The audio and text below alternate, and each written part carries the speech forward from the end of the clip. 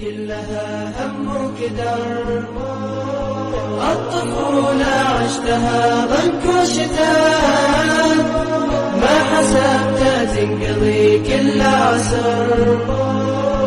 الشرارات تبتدي منها الخفاء، الشرارات تبتدي نزوة عمر، الطريقة يعرفها حي وممات، في ضميره يلتهب قلبه حجر، يعرفها بالحين شبان وبنات، والنتيجة ينتلي بطن الخبر.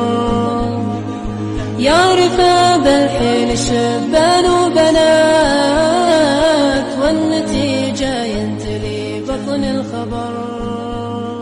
بسم الله الرحمن الرحيم. الحمد لله والصلاة والسلام على أشرف الأنبياء والمرسلين صلى الله عليه وعلى آله وصحبه وسلم. أولا وحمادك الله سبحانه وتعالى، الله سونسي نعمة الإسلام والإيمان.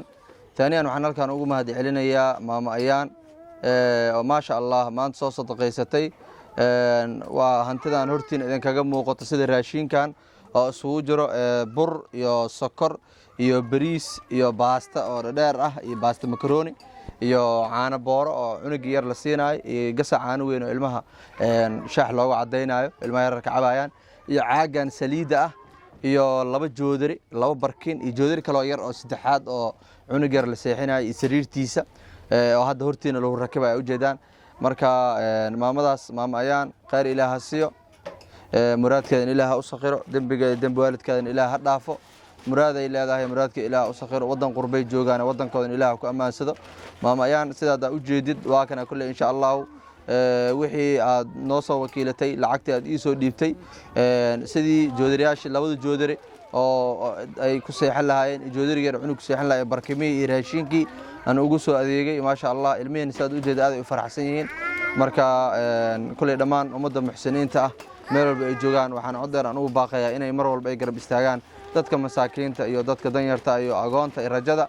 hadda guriga aan joogno halka aan joogno waa ilmihii rajada ahaa gurigoodii aan joognaa oo hooyadeeda geeriyoonaysay ma sha Allah. maantana waa bishii horena waxaan soo gaarsiinay bishaan bilowgeeda inay ahayd aan jeclahay raashin iyo lacag aan soo gaarsiinay ma sha Allah. bisha dhamaadkeeda oo bisha kale noo bilaabanaysa iyadana waxaan soo gaarsiinay joodariyaalka ay ku seexan lahaayeen iyo raashinkii ay cuni lahaayeen bishaan.